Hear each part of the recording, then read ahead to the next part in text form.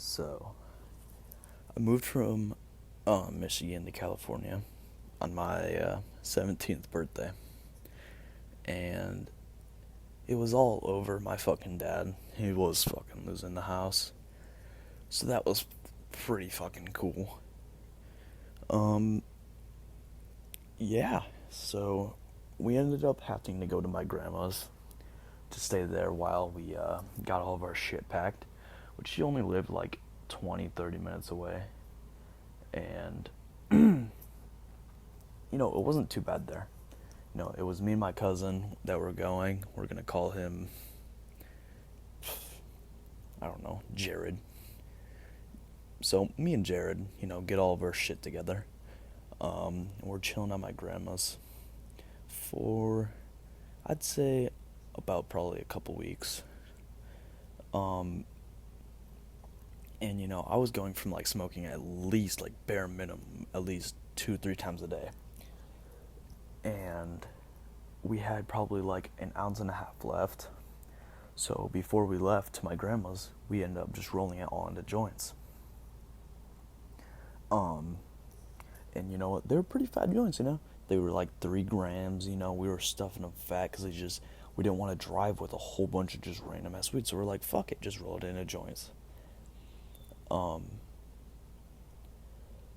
so yeah, we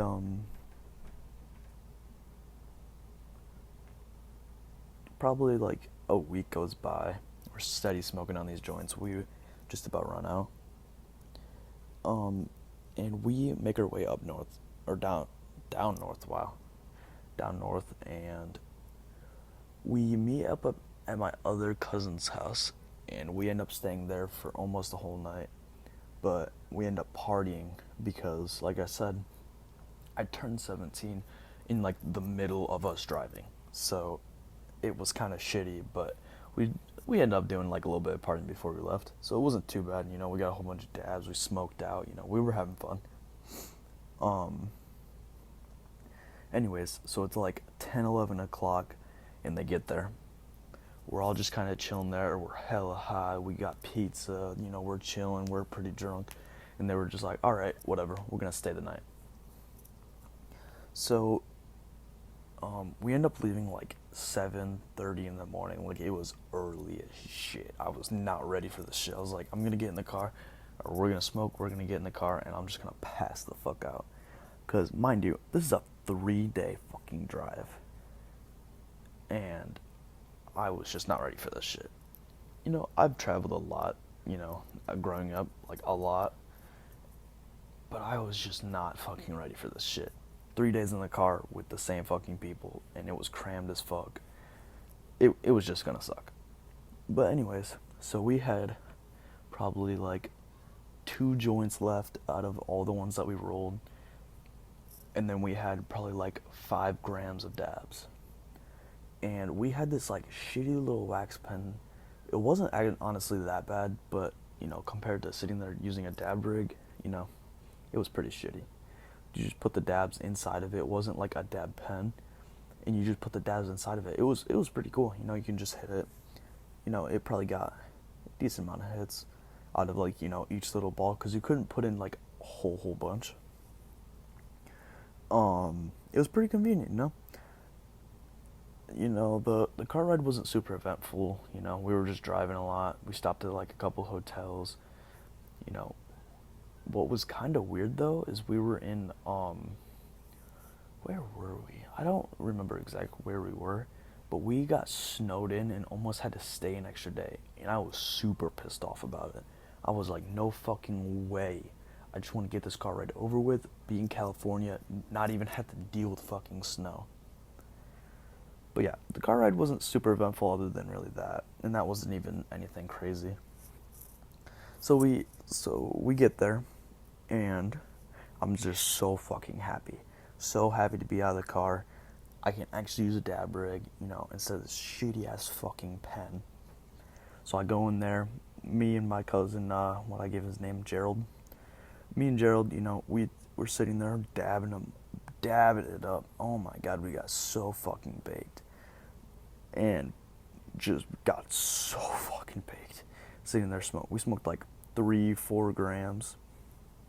I was fucking ripped. And I literally went from smoking like maybe a joint a day to smoking wax. So it was like, holy fuck, I'm just fucking destroyed.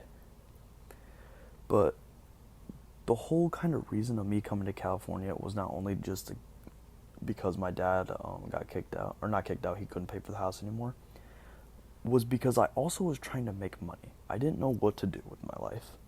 And I know this sounds bad, but I really had no fucking clue on what I wanted to do with the rest of my life.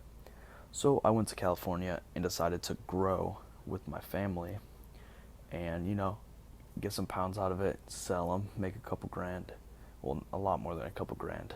But the next day rolls around, you know, he's like, all right, we're going to show you the ropes, but we can't really grow right now because it's not growing season. So I was like, oh, all right, so what can we do in the meantime to kind of get me ready for this? He's like, well, the main thing after you're done growing is trimming. Now, if you guys have never trimmed, it is the most time-consuming and shitty job ever. I fucking hated it. But the good side is every pound you trimmed, you got $100 for it. Now, you couldn't trim like less and just get the money for it. You actually had to finish a whole pound. But what was also kind of nice is if you're feeling lazy, you know, you could just trim a half pound and then go to like one of my cousins who were also trimming. They were kind of feeling lazy that day. You can combine it, be like, all right, here's a pound, split the $50, bam. You know what I'm saying? So it wasn't too bad. Plus, you can trim, you know, like a pound, you know, not like hella fast. It's gonna take 5, 6, 7 hours just to trim a pound. Especially on how he wanted it, because you know he wanted no stem, you know he wanted fucking he just wanted good, he wanted that shit good.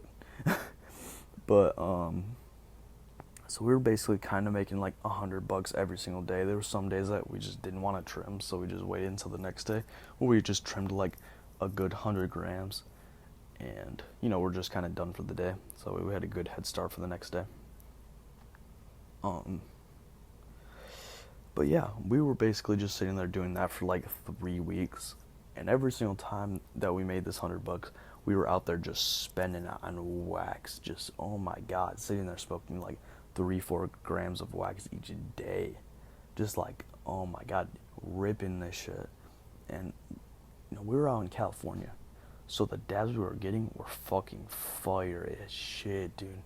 Getting so fucking baked. We weren't even buying bud. We were just straight buying wax.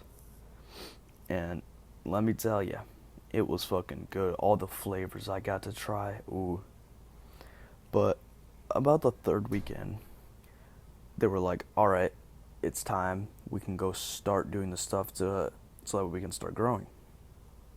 So we head up to the hill. The hill's like 40 minutes away, you know, around there, because it takes like 20, maybe 25 minutes to get to the hill. And then you have to drive all the way up to the hill. And it just takes a minute to get up the hill because you can't really go that fast. But we get up there and it is literally so fucking overgrown. Arriving at Eagle Point, Antarctica. Prepare for battle. Select your hero.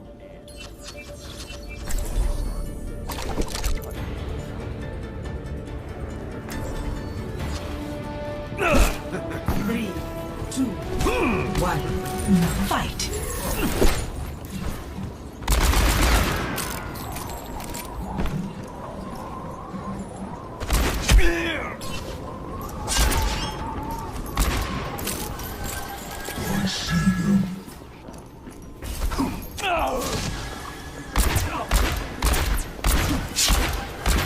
Damn it.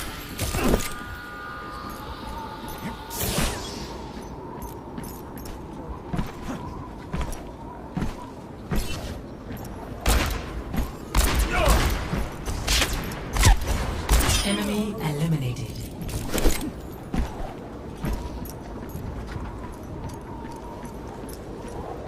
So, you know, it wasn't anything, you know, too shitty. I was sitting there stoned all day. One, fight!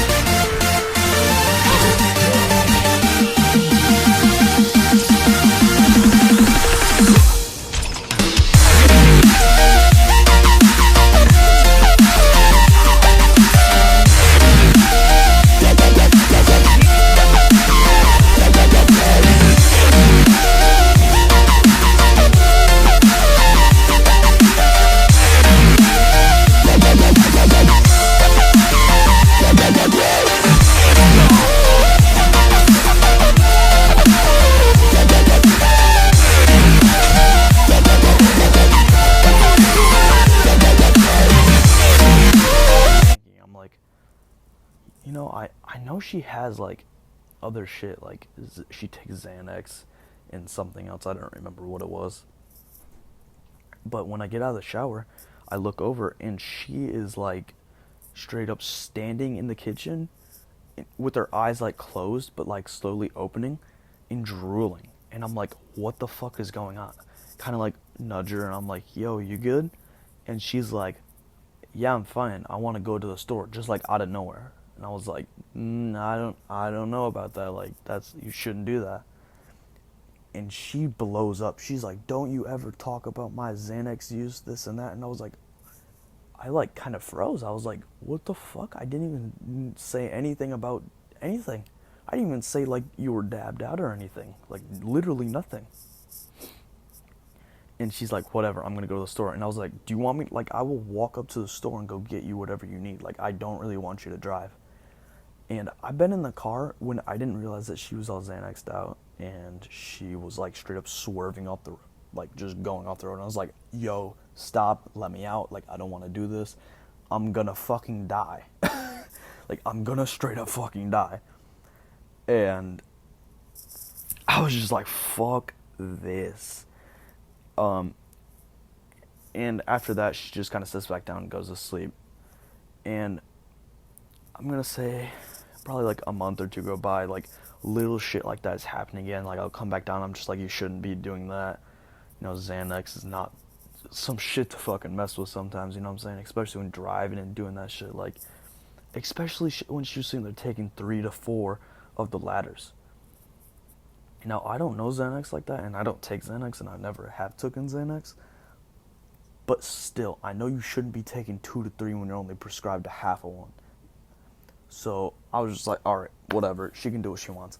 And my cousins were like, man, I hate how she does Xanax. So whenever I came down, we were all kind of like, yo, you need to stop this and that, like, this is getting bad. She would just blow the fuck up and then go back to sleep. Eventually, she makes this friend, and we're gonna call her Linda.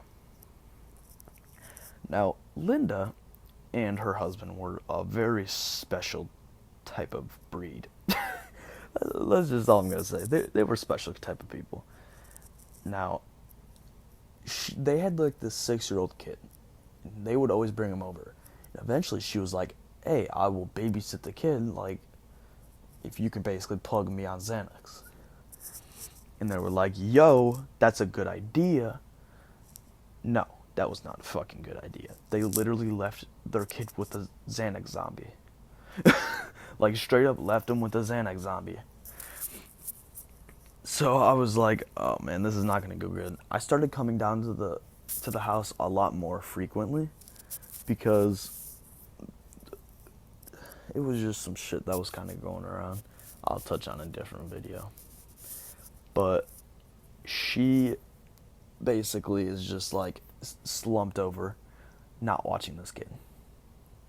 Now, me and my other cousin, not Frederick, one of my very good cousins, you know, he's hella cool. He's trying to get in the UFC, stuff like that.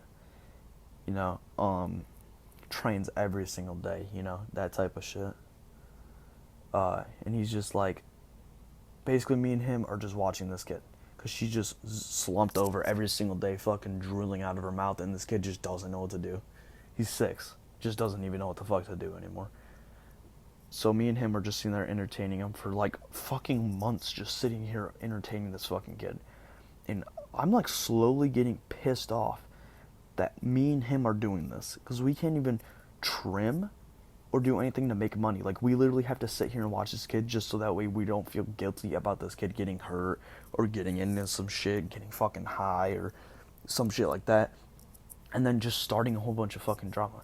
At the end of the day, we probably just should have fucking let that shit alone. We should have just let her fucking kid get fucking hurt or whatever. Like, ugh. That shit was so stupid. Anyways, there was this one night, there was kind of like just some drama going on in the house. You know, you could feel the tension in the air. And, my aunt is talking to her boyfriend at the time. Well, I mean, still a boyfriend, but just talking to him is like, why won't you let me drive, this and that? And, like a month prior, she crashed his $10,000 car. If that was me, I would be so fucking pissed off at my girlfriend, like, you don't even understand.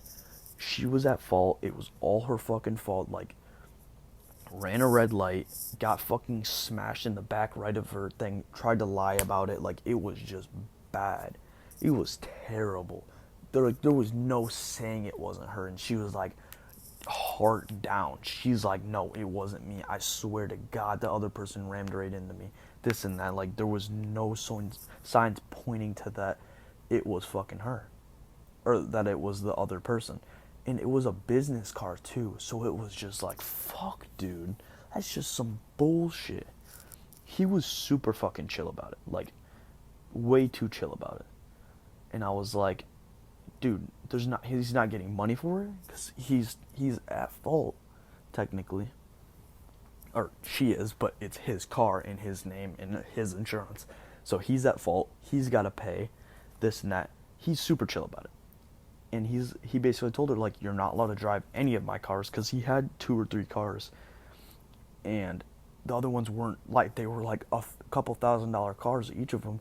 But he was like, still, like, I need them to fucking work. One of them hauled water and shit like that. Like, he needed these fucking cars. And he's like, no, you're not allowed to drive my vehicles.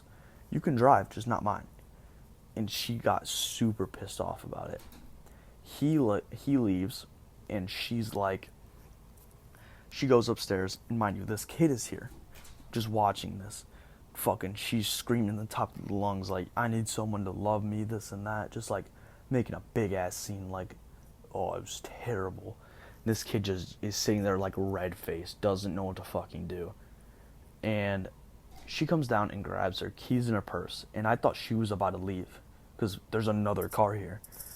Because he took one of them, another one, and eventually I just got pissed. I was like, no, I'm not sitting here, I'm not dealing with this kid. My cousin isn't dealing with this kid. Like, no, I'm not dealing with this. So I say something. I'm like, yo, please take this kid. Now, this is when things get fucking terrible. So fucking god-awful. She fucking flips the shit. Flips the whole script. Flips the fucking world. Nothing is sane anymore. She is done with my shit, apparently. I'm apparently the most shittiest kid in the fucking world. I need to just stop my shit. I need to just give up on this shit. Like, no. Like, she was not fucking having it.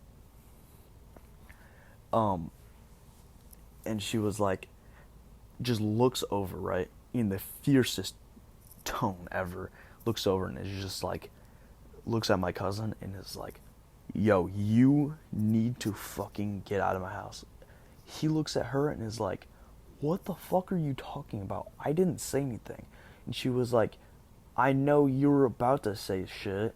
And then was like, and you were sitting here with him all this time before saying I need to stop abusing Xanax. I'm not abusing Xanax. And I was like, bro, are you fucking kidding me? And his girlfriend was sitting at the table, looks at her and is just like, you need to get the fuck out too. I heard you talking shit, bitch. Do you want to fucking fight? And I was like, dude, she literally didn't even do anything. Just sitting there thinking. And Grant's, my cousin is like, don't you talk to my girlfriend. Like, just, you talk to me if you want to talk about her. You don't talk to my girlfriend, basically. And, yeah.